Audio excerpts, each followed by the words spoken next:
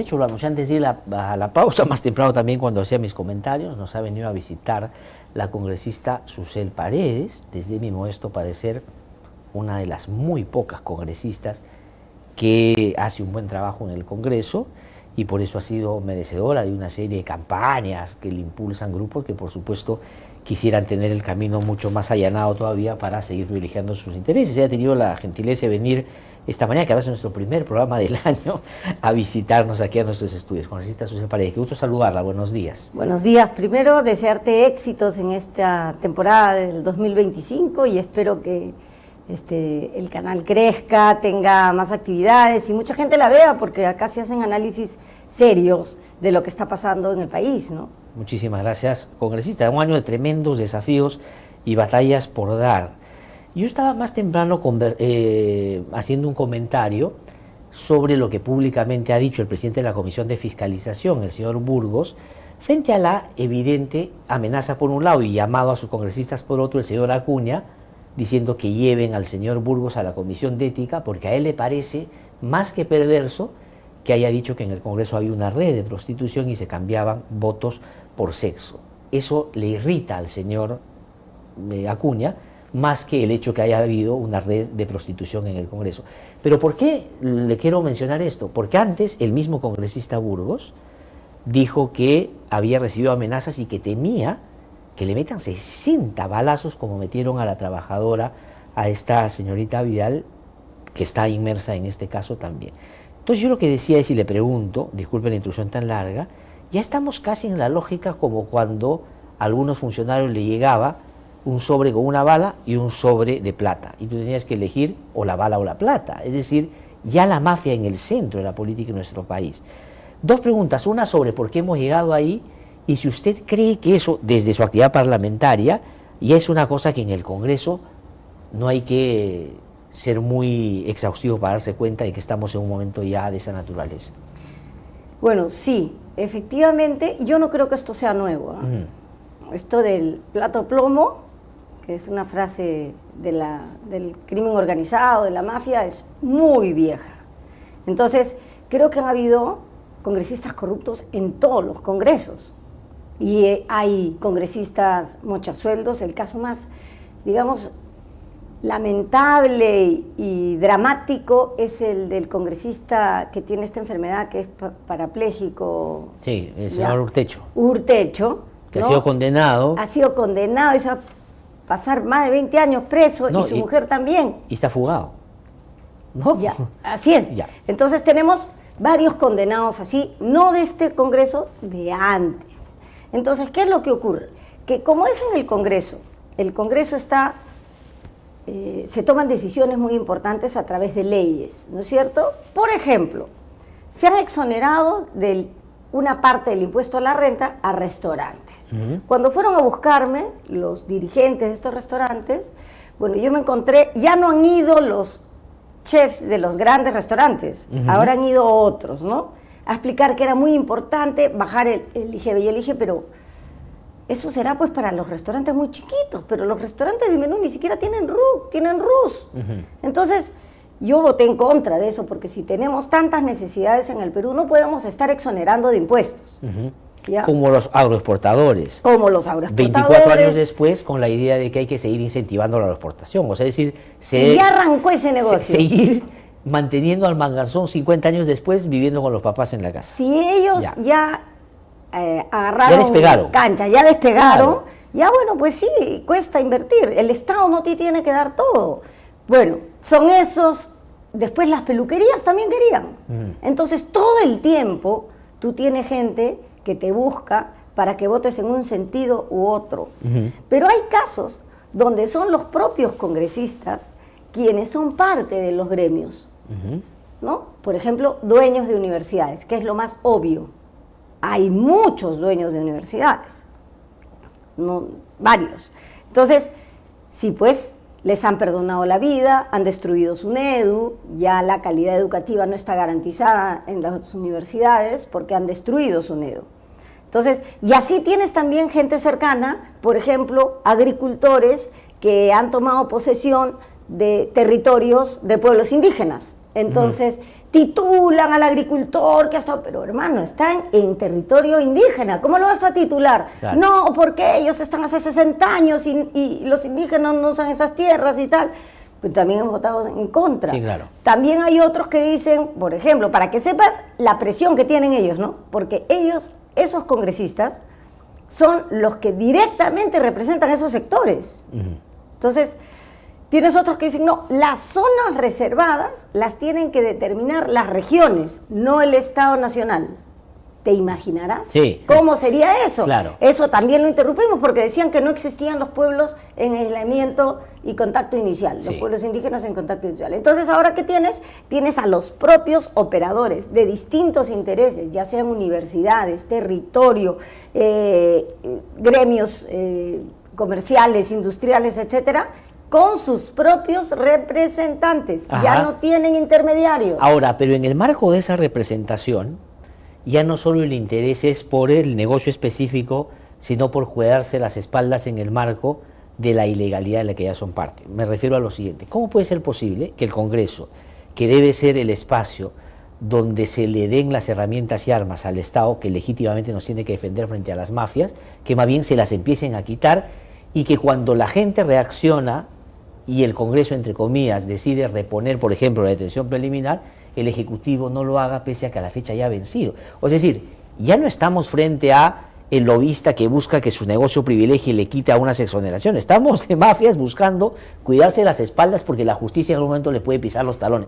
Ya me parece que estamos en otro nivel de organización que maneja estos representantes, ¿no? Porque se ven quienes presentan los proyectos de ley, quienes los defienden. A veces no lo presenta el propio interesado, lo presenta otro, pero tú a la hora que lo sustentan te das cuenta quién está detrás. Ajá. ¿No? Entonces tienes eso, pero también tienes el ánimo de supervivencia de este Congreso. Este Congreso debió cerrarse, ¿no es cierto? Porque yo he presentado 3 proyectos de adelanto de elecciones, apenas salió Castillo. Y decir, bueno, volvamos a hacer elecciones. Sí. Pero la mayoría congresal que no quiere irse ha hecho un pacto con Dina Boluarte para que no la vaquen y ella les da todo lo que requieren, por ejemplo, impuestos, obras, transferencias de dinero, etcétera, les da todo, y este pacto antidemocrático es el que nos ha tenido aquí 3 años soportando las mafias que funcionan en el gobierno. Ahora, pero en esta dinámica que ha establecido el Congreso con el Ejecutivo, a través de un pacto antidemocrático de un grupo determinado de partidos, que voy a decir su nombre para que no hayan... ¿quién lo encabeza? Fuerza Popular, Alianza para el Progreso, Avanza País y Perú Libre. Este es el gobierno del Fuji-cerronismo, porque está sentado en la mesa Valdemar Cerrón, y además yo no sé qué tiene de izquierda, porque son lo más antiderecho que pueda existir. Sí.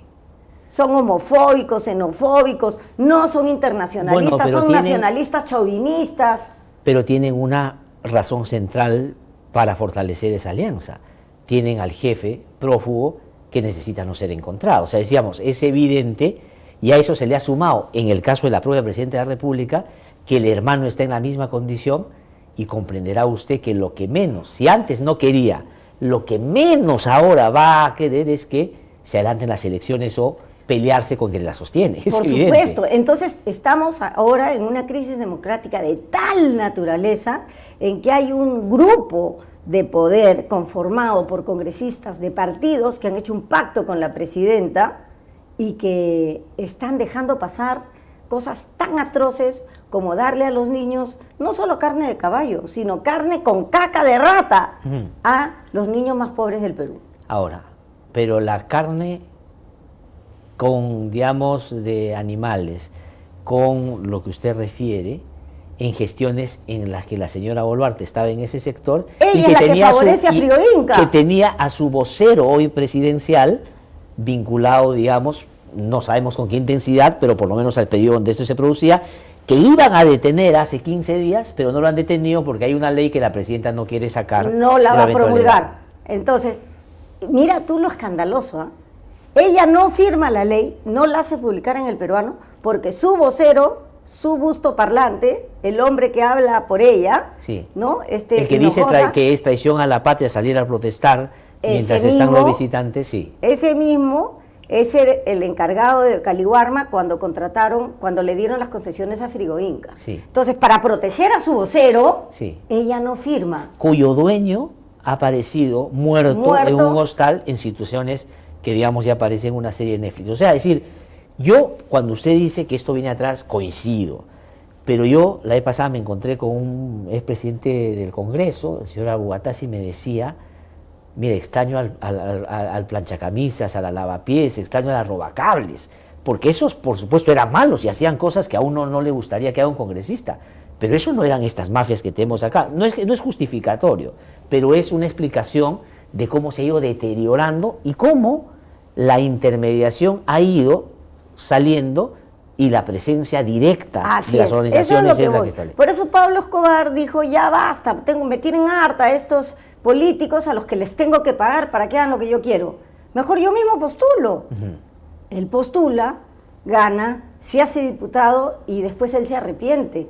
Porque él dice: por estar en la política es que me ha pasado todo lo que me ha pasado. Ajá. Mejor lo hubiera seguido contratando a estos adefesios y yo le seguía dando su plata o su balazo en el caso que no hagan lo que yo quiera. Ahora estamos en esa situación. Sí. Tenemos a los propios interesados sentados en el Congreso. Ahora, y con un cambio que no es menor en el marco de el esquema constitucional de un presidencialismo que ha sido bastante disminuido, ¿no? En los últimos tiempos, yo digo, inteligentemente, quienes están en el Parlamento y manejan esta mayoría, han entendido que ellos no probablemente vuelvan a perder las elecciones presidenciales, pero como ha acomodado todo para que el Congreso sea el epicentro del mal, entonces se van a quedar con el premio Consuelo sin problemas. La Constitución que hoy día, digamos, regula la vida política del Perú es la Constitución de Keiko. La Constitución de Alberto ya ha sido destruida. Ajá. Más de un tercio, el corazón de la Constitución ha sido destruida y ahora es una Constitución que es la Constitución que Keiko ha mandado a hacer para que, en el caso que vuelva a perder, que por supuesto va a volver a perder, ella gobierne desde el Congreso, convirtiendo en los hechos al Perú en un régimen parlamentario. Sí. Ya el Congreso, con las reformas que tiene, va a elegir todo. Así es. Y lo va a elegir desde el Senado. Ajá. Entonces, ahora tenemos un régimen parlamentario. ¿Y qué es lo que ella dijo, no? Mira, cuando tuvo 73 congresistas, como no he podido estar en el Palacio de Gobierno, voy a gobernar desde el Congreso. Sí. Y eso es lo que ha hecho. Sí. Entonces ella está gobernando desde el Congreso porque tiene una mayoría y tiene alianzas muy fuertes con personas con quienes comparten intereses. Ahora, pero ya han avanzado, digamos, en allanarse el camino desde esa perspectiva, porque han nombrado autoridades que tienen un plazo mayor que inclusive el de los actuales congresistas. Por ejemplo, cuando usted deje de ser congresista, si termina el 26 el Congreso, el Tribunal Constitucional que eligieron en este Congreso se queda 3 años más, sí, o 4 años más. Sí. El Defensor del Pueblo se queda 3 años más. La Junta se queda varios años más. El Contralor se queda varios años más. Es decir, han proyectado su cuidado de espaldas, por decirlo de alguna manera, sabiendo que... Sí, se han resguardado. Así es. 3 años o 4 después de terminar este periodo parlamentario. Que son 3 o 4 años, probablemente menos. Pero que hacen gran diferencia, porque en 3 o 4 años yo ya me instalo en cualquier parte del mundo. Por un lado. O destruyo todas las pruebas.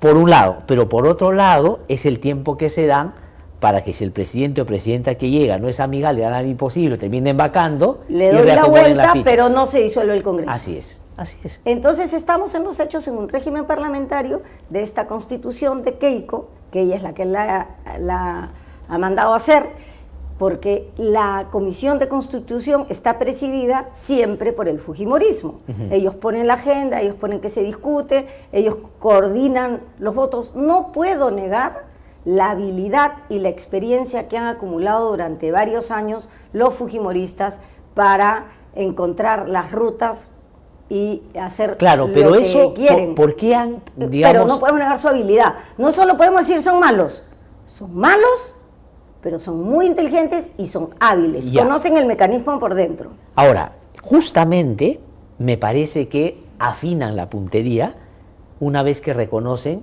que no van a ganar elecciones. Me parece que a mí, si el 16 pierdes, ¿no es cierto? El 16 pierden con PPK. Con PPK. Ya, ahí empieza la actual crisis que estamos viviendo. Ajá. Cuando Keiko pierde con PPK, que además era un hombre de derecha, no le hace la guerra porque era un comunista. No, PPK le daba su respaldo en la elección anterior a la que él ganó. Entonces ella, recordará usted, congresista Paredes, ella se lo enrostra en el debate y le dice, tú hace 5 años me apoyaste. Sí. Y él le dice, claro, yo he cambiado. La que no has cambiado tú sigue siendo la misma pelona, le dice, ¿no es cierto? Sí. Claro. Entonces, desde que ella pierde con PPK, ya le declara la guerra al Perú. Sí. Y le dice, yo voy a gobernar este país, así no sea presidenta, y lo voy a gobernar con mi plan de gobierno desde el Congreso. Y eso es lo que ha hecho. Sí. Y ha organizado a todos sus técnicos, que tiene técnicos muy experimentados en el Congreso, y ha buscado las rutas. Una ha sido la reforma, la otra ruta ha sido hacer leyes de desarrollo constitucional que son reformas constitucionales encubiertas, claro. Como por ejemplo que la presidenta pueda viajar y hacer trabajo remoto.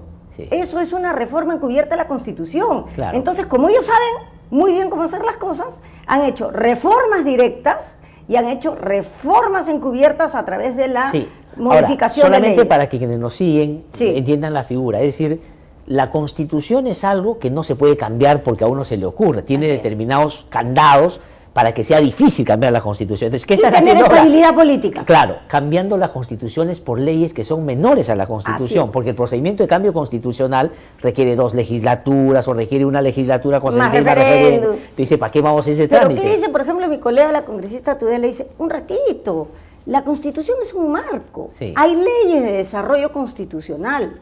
Entonces, sobre lo que esto que dice la Constitución, nosotros podemos afinar y determinar con exactitud a qué se refiere ese marco. Sí, pues. Y viene la avalancha de reformas encubiertas a través de la modificación de leyes. Ya, bueno, eso le viene, no sé si a la congresista Tudela un poco por línea familiar, porque el 2000 Fujimori fue a la reelección con una interpretación auténtica, es decir, eso viene desde el fujimorismo. Ahora, la pregunta es, claro, eliminaron toda posibilidad de que la gente participara en el proceso de cambio constitucional, levantando el cuco y el fantasma de que no se podía hacer una constituyente. ¿Recuerda usted? Se anuló el referéndum. Claro. Es decir, ha habido una constituyente en la práctica, pero sin gente. Y eso no es un tema de derecha ni izquierda, porque nosotros vemos, cuando se produce en Chile la convulsión social básicamente de los jóvenes, que dice necesitamos cambiar la Constitución y necesitamos que este cambio constitucional total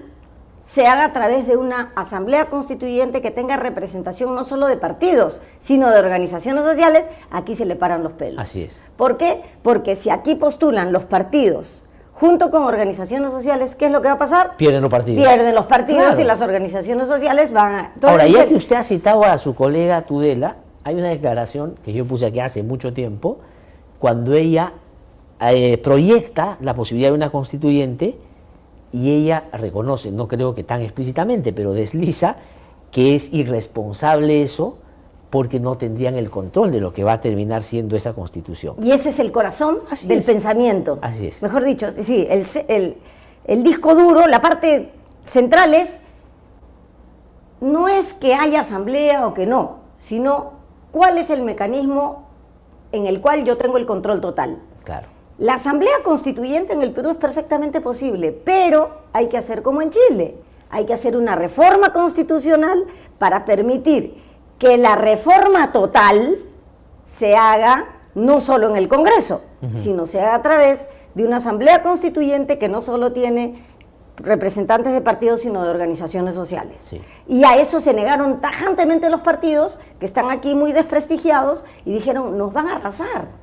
Ahora, pero claro, su temor a la gente no solo pasa por la constituyente que levantaron como un cuco, sino como el adelanto de elecciones. Porque si ellos estarían seguros de que pueden ganar, mira, hacen elecciones mañana. Y vuelven a entrar ellos. Claro, pero saben que no van a entrar. Sí, y hay muchos congresistas que saben que se sacaron la tinca. Sí.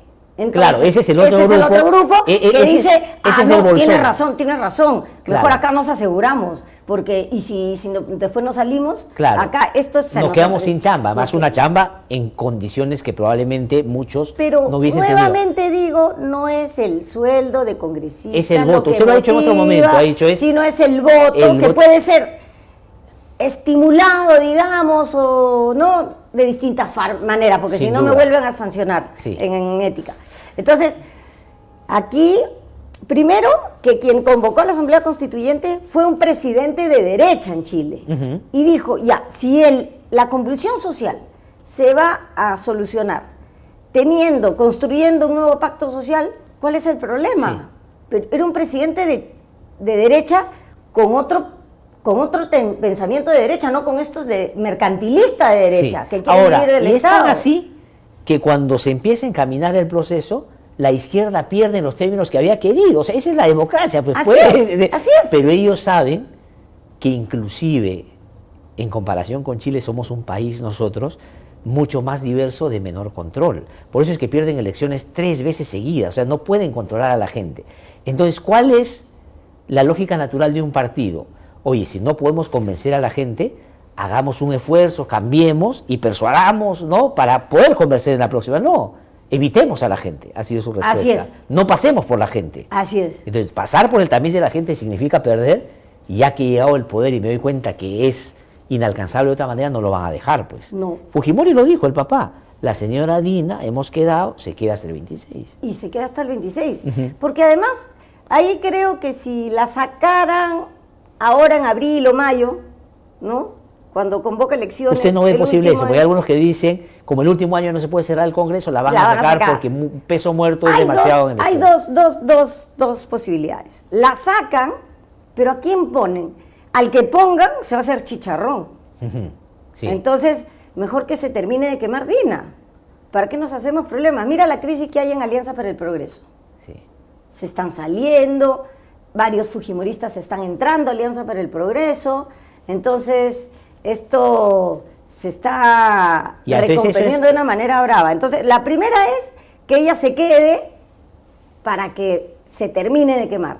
La otra es que pongan a alguien que controle desde el Ejecutivo la realización de las elecciones.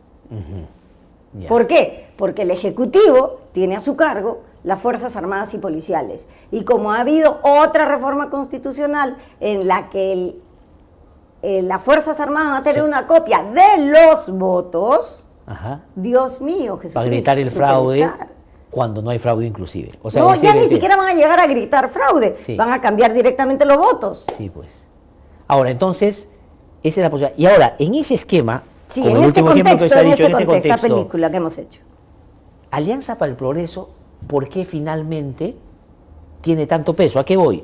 Porque por número de congresistas no es, porque tampoco son muchos, pero tienen 2 veces consecutivas la presidencia del Congreso, ¿no es cierto?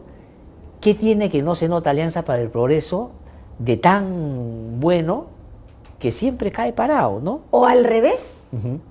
Al fujimorismo le conviene ser presidente Esa del Congreso. Esa es la otra lectura, es decir, que se quemen ellos. Que se quemen ellos, porque si el Congreso está tan desprestigiado, tiene tanto rechazo popular, ¿para qué voy a hacer la cara del Congreso? Que se quemen los acuñistas. O sea, es decir, le hacen un masaje al ego de Alianza para el Progreso y le dicen, no, tú corresponde que seas el presidente del Congreso, no Alianza para el Progreso. No. Claro, pero Acuña tampoco, digamos, es ingenuo. A eso le saca filo, ¿no es cierto? Porque siendo presidente del Congreso, las comisiones se negocia, en fin, lleva agua para su molino, para siempre normas coloquiales. Y el fujimorismo no se quema. Así es. Es una lógica colaborativa. Aquí hay que tener, creo, en el análisis, esta mirada de no es que no tomo la presidencia del Congreso porque no quiero o no pueda. Quieren, pueden, pero no conviene. Que se quemen los acuñistas. Ya. Entonces, el esquema es, si sacan a Dina o la dejan que se achicharre, al final la van a dejar achicharrarse y al final, imagino usted creerá, como he dicho aquí en varias oportunidades, van a decir que fue una muy mala presidenta, y pues fue mala no porque ellos la apoyaron, sino porque es izquierdista, porque era de Pedro Castillo. Porque estaba en la plancha de Pedro Castillo. Claro. Pero ¿quién la ha sostenido todo ese tiempo? Sí, pues. La han sostenido Fuerza Popular, Alianza para el... Ellos han sostenido a Dina. Es más, tienen ministros. Avanza País, Alianza para el Progreso, el fujimorismo tiene altos funcionarios, el fujimorismo tiene muchísimos funcionarios de carrera en el Congreso también. Sí. Ahora, pero ¿cómo se puede contener eso, no? Porque estamos en esta lógica que yo he llamado en algún momento una especie de relación del Congreso con el Ejecutivo, de esta lógica de los gota a gota, ¿no es cierto? Porque el Congreso te da plazo para seguir y a cambio cada vez te sube más el impuesto. Es una lógica de cuenta, esta modalidad de a gota, ¿no es cierto? Y yo te doy los prestamistas gota a gota, y yo te doy saldo para que te quedes, pero cada vez te subo más el impuesto. Entonces la presidenta evidentemente paga todo el impuesto que le ponga. Por supuesto, ¿no? Ella a cada rato transfiere a los gobiernos regionales, a las municipalidades, y tiene ahí, digamos, sí. O promulga leyes, o simplemente no las observa, o deja, porque podría, si hubiese querido de alguna manera buscar acercarse a la población, varios episodios en los que podía haberse enfrentado al Congreso, y yo creo que la gente, al margen de lo que piense Dina, hubiera repensado un poquito su relación, ¿no? De hecho, oye, ya ha sido mala, pero además ahora por lo menos... Además el Congreso está tan desprestigiado, me conviene un poquito de claro, distancia. Claro. No, pues. Pero no, cero pensamiento estratégico. Creo que es una mujer que no es inteligente, es una mujer que es muy ignorante, entonces ni siquiera aprovecha las ocasiones en las que puede tener una oportunidad de distanciarse un poco del Congreso. No, es que yo creo que ya no puede. Ya no puede. O sea, ya no puede. O sea, digamos, ella ha llegado a la conclusión, como el Congreso, que la suerte de uno es la suerte del otro. Así es. ¿No es cierto? Ya no se pueden separar porque hay muchos, como los matrimonios que no se separan porque la casa es muy cara. Sí. Y entonces vamos a esperar que den autorización para hacer un edificio de 10 pisos, hasta esa fecha nos quedamos juntos. Sí. Ahora, ¿pero por qué con tanto no hay, desde su perspectiva, una reacción? Usted además ha participado en otros momentos políticos en nuestro país donde la gente ha hecho retroceder al poder varias veces. Sí, claro. Merino es un ejemplo clarísimo, por ejemplo, 5 días se fue. Sí, sí. ¿No? Bueno, pero antes se han cambiado leyes que ha dado el Congreso, elecciones de miembros del Tribunal Constitucional que se han revertido, defensor del pueblo que se iba a elegir a alguien no idóneo, se revirtió. Ahora han elegido la Junta a su antojo, a los miembros del tribunal como quiere. El defensor del pueblo, pues. No, el defensor del hágame pueblo. Hágame el favor. Entonces, no tenemos defensoría del pueblo.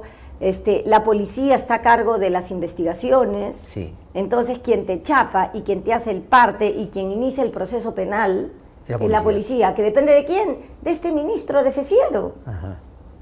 Guachafo, incompetente.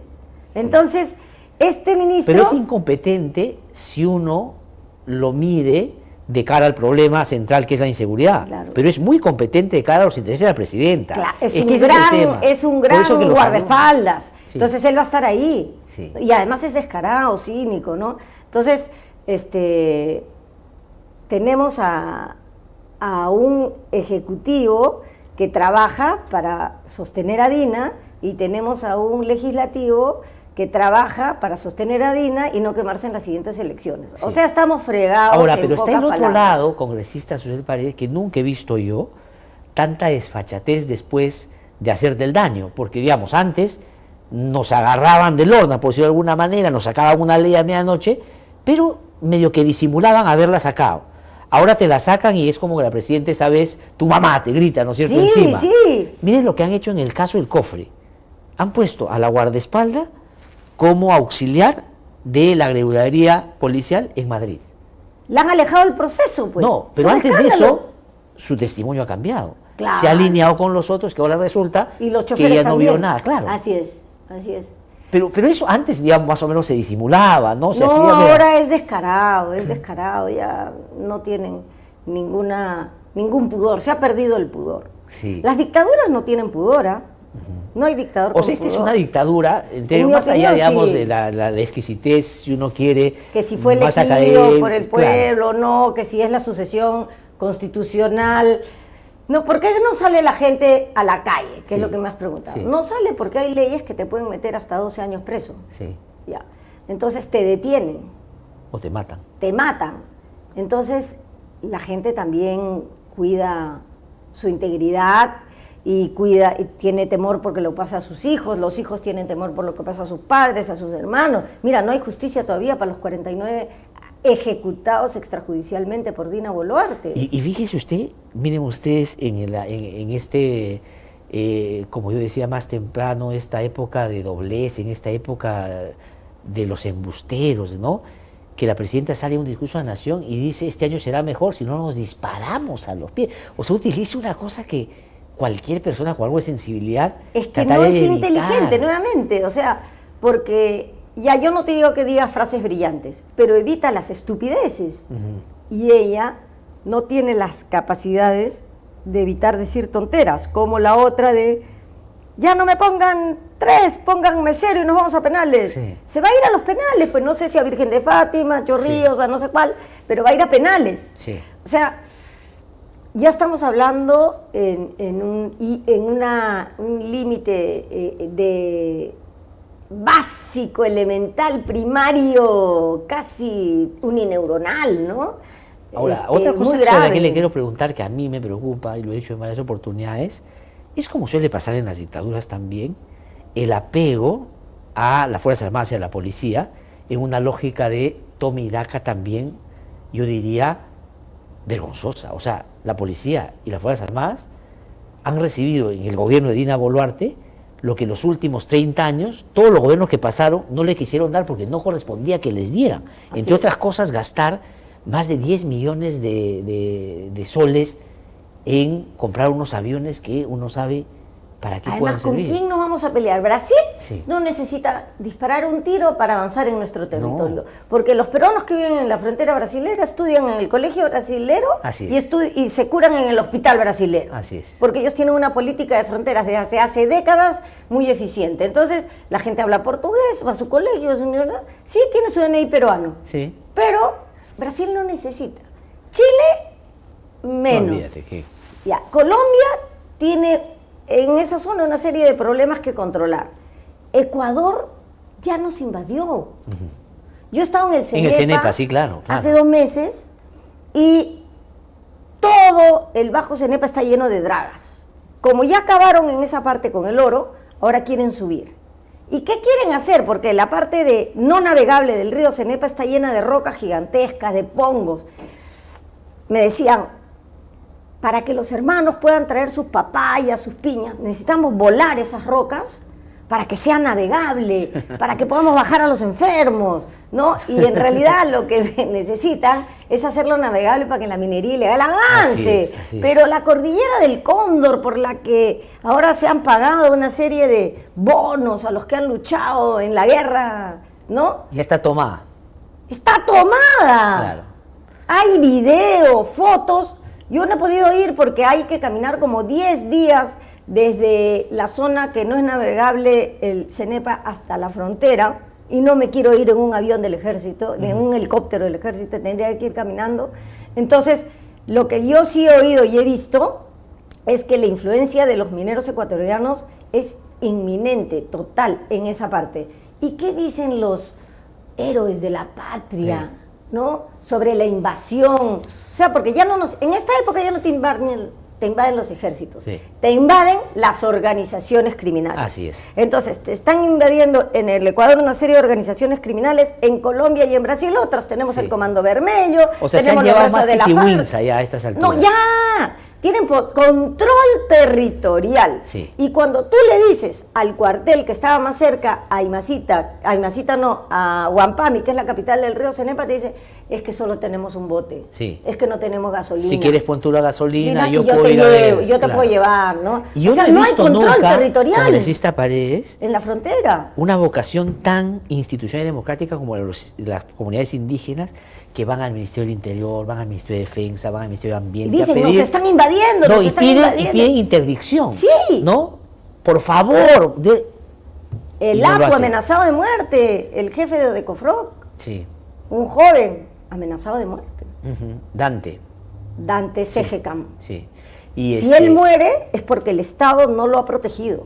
Sí. Lo digo ahora que estoy aquí aprovechando estos momentos. Como murieron Otros varios defensores. otros también. Pero que este habían no solo es denunciado. defensor del medio ambiente y del territorio comunal, este es defensor de la integridad territorial del Perú. Claro. Porque el CENEPO es una zona de frontera. Sí.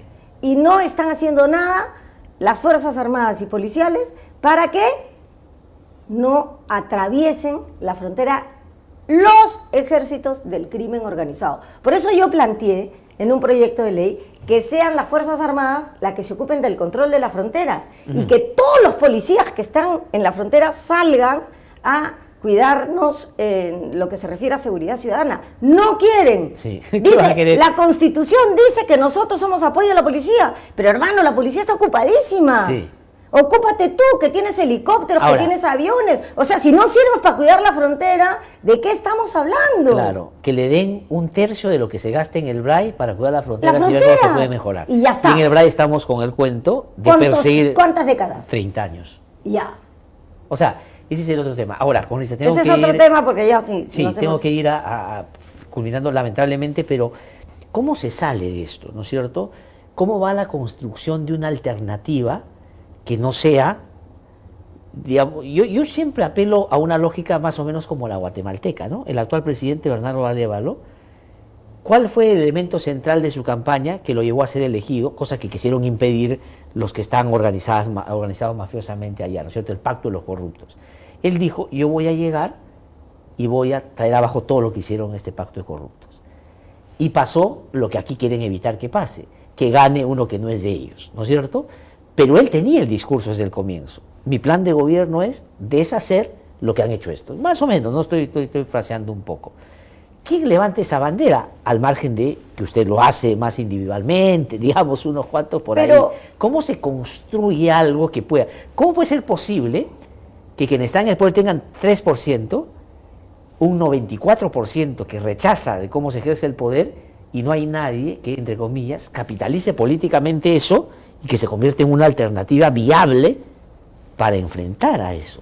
Mira, yo creo que hay 3 puntos que se requieren para impedir que este pacto corrupto siga gobernando.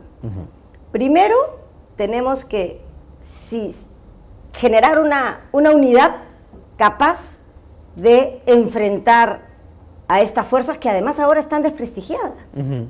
Claro, Alianza por por el eso Progreso está, hasta Alison ha renunciado a Alianza por el Progreso, ya imagínate pues, ya hasta dónde. Entonces, primero, visibilizar y generar una alianza entre todos los sectores democráticos que creemos en el Estado de Derecho y que creemos en la democracia. Ya, pero ¿de dónde a dónde? ¿Quiénes son esos sectores? Más o menos en términos generales. Del centro a la izquierda y a la derecha, en el límite del respeto a una economía social de mercado, ¿Ya? al respeto de las instituciones, ¿no?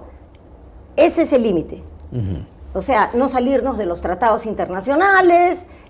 Yo creo que ahí tenemos un espectro hacia la izquierda y tenemos un espectro hacia la límite, esa es centro-izquierda. una unidad de medida de cara a... ¿Te parece muy abstracta? No, a lo O institucional. a lo institucional, A lo institucional. A mí Pero lo que me preocupa es... ¿qué partidos? Las elecciones... las elecciones se ganan con votos. Sí. Y por más buena intención que pueda haber en este centro democrático, por llamarlo de alguna manera, si no conecta con la gente, digamos, no va a dejar de ser solamente una buena expresión o intención. Pero de la querer conexión cambiar con la cosas. gente ya es la metodología, digamos. Ya, por eso. Pero pues, la pero parte ahí- institucional tiene que partir. No, sin duda, tiene que estar, a lo que voy Sí, es- yo diría que venga el rector de la UNI, que vengan los sectores de izquierda que no tienen problemas con la corrupción, que no tienen problemas jurídicos, penales, ¿no? Y gente de derecha que no sea mercantilista, que diga, sí, yo quiero invertir en el Perú y sí, lo voy a hacer con mis esfuerzos, no chupando la leche de la teta del Estado, como están haciendo ahora. Entonces, si tenemos ese centro, primero, eso lo organizamos. Segundo, armar un plan de gobierno entre nosotros que desmonte toda la arquitectura de este régimen corrupto. ¿Por qué comenzaría usted, por ejemplo? Si yo tendría que ver 2 cosas que hay que desmontar ya ya. Yo O sea, ¿cómo inmediatamente derogaría todas las leyes que reforman el Código Penal que benefician a los delincuentes. Ya, esa es una propuesta concreta, por ejemplo. Hoy día, o sea, yo llego si yo llego a la presidencia, inmediatamente mando mis proyectos de ley, como el Ejecutivo tiene prioridad en sus proyectos de ley, para arreglar los desastres que han hecho con el Código Penal. Ya. Primera cosa, porque la seguridad es una demanda de todos los peruanos, de todas las clases sociales, de todas las regiones. Eso es primero, desmontar. Y segundo, una vez que tú tienes el poder en los sectores democráticos, el desmontaje de la arquitectura autoritaria de esta derecha mercantilista y de esta llamada izquierda conservadora antiderechos, ya puedes forjar lo que yo llamo el sueño peruano, donde todos puedan hacer realidad sus planes aquí en el Perú sin tener que irse. Cientos, miles de peruanos están yendo cada mes a buscarse la vida en otro sitio, que además en otros sitios la situación está igual de complicada que acá. Por los procesos migratorios graves, más complejos de otro lado. Más complejos de otro lado. Entonces, la gente que dice, me voy a vivir a Estados Unidos, que ahí voy a hacer plata, ten cuidado antes de irte, ¿ah? Sí. Porque fíjate tú cuánta gente vive en la calle. La gente no puede pagar un cuarto. Claro, ahora, eso es frente a los que... Por eso te digo tres cosas. Ya. Alianza para tomar el poder de manera democrática, desmontaje de la arquitectura jurídica de la dictadura y tercero, construir las bases para tener un país donde la gente pueda vivir bien y no se tenga que ir. Sí, porque ahora, por ejemplo, el fin de semana ha sido realmente, a mí me parece dramático que el gobierno quiera ahora cambiar la metodología de medición de la pobreza, porque la pobreza está creciendo, ya no digo solo de los que se van, que es una expresión, sino de los que se quedan. Bueno, los que se van tienen plata para comprar un pasaje, claro, no son los pobres extremos. Pero de los que transitan de la pobreza a la pobreza extrema. Y eso que transitan entre, ya no tienes $100 al mes de ingresos, sino tienes $101, o sea, no sirve para nada en términos prácticos para resolver. Y si te da una enfermedad, ¡fum! Sí. Caes en la pobreza extrema inmediatamente. No, o sea, hay gente que se muere por enfermedades que en otros países ya la gente no se muere. Así es. De ninguna manera. Y encima tienes estos movimientos antivacunas que han permitido que ahora haya brotes de polio. Sí. Brotes de polio, una enfermedad erradicada en el Perú. Sí. Y ahora hay fanáticos que le dicen a los padres de familia, no vacunes a tus hijos. Bueno, pero el hay Congreso, brotes de sarampión. Pero el Congreso acaba de contratar para ser el jefe de la Oficina Legal y Constitucional a un terraplanista, a un fraudista, a un antivacunas, al señor Delgado. O sea, digamos... Es que es el pacto que tiene el poder ahora, que los ciudadanos y ciudadanas tienen la obligación de retirar del poder. Ahora, o sea, el 26 no pueden votar por esa gente porque tú ya sabes lo que nos hacen. No, pero además hay otra cosa, que se ha conocido que la señora Aramayo, que es jefe de comunicaciones del Congreso, fue la que recomendó para que lo contraten a Ángel Delgado. Y Aramayo viene del Fujimorismo. Pero y ahora está en APP. Así es, pero a la vez, y Becerril es de APP también, pero a lo que voy es, si eso hubiese pasado en otro contexto, el de Castillo es el más cercano, pero podría poner otro ejemplo, dirían tráfico de influencias para nombrar un funcionario. Así es. Acá es una sana recomendación de alguien que quiere el bien del Congreso. Y que si el presidente del Congreso es de un partido, ¿qué le impide poner a gente de su partido en los cargos de confianza? Así es. Porque me han elegido a mí. Entonces, si han elegido a mí de este partido, ¿por qué no puedo poner a los militantes? Sí. Dicho sea de paso, esto siempre se ha hecho. Sí. No me vas a decir que el APRA no ponía a sus funcionarios. No. Por favor. No, por favor, no. Hay nombrados en todas las instituciones del Estado, que ya van a estar viejitos, que son los que se nombraron en el primer y segundo gobierno de Alan García. Sobre todo en el sistema de justicia. En el sistema de justicia. Porque los apristas tenían un lema: lo que no se puede en la justicia, todo lo que no se puede en la política, se puede en la justicia. Y entonces siempre había, yo me acuerdo, porque tengo amigos que estaban vinculados al APRA, que por lo menos uno tenía que ser abogado y tendría que entrar al sistema de justicia. Y nombrado. Claro, porque en esa época se nombraban directamente y no por concurso como se hace ahora. Entonces fue mucho más fácil y entonces ellos tienen tomadas esas instituciones. Sí. Entonces, por eso la palabra desmontar es clave, porque no solamente hay que derogar leyes, sí. Tenemos que reestructurar instituciones. Así es. Y reestructurar la profesionalización de la carrera del Estado. Es decir, que entren al Estado los mejores. Y no los mejores amigos, como decía. No los mejores amigos y amigas. Así es. Congresista Susel Paredes, muchísimas gracias por venir. Gracias a ti, gracias. Un gusto tenerla. Éxito y ojalá pues, volvamos a vernos pronto. Sin duda, que le vaya de lo mejor. Muchas gracias. En el Congreso. Tarea difícil, llena de desafíos, pero hay que seguir. No se puede normalizar la arbitrariedad, ¿no? Y la barbarie y el crimen organizado, terrible. Muchas gracias por haber venido. Gracias a usted. Voy a ir a una pausa, regreso un instante.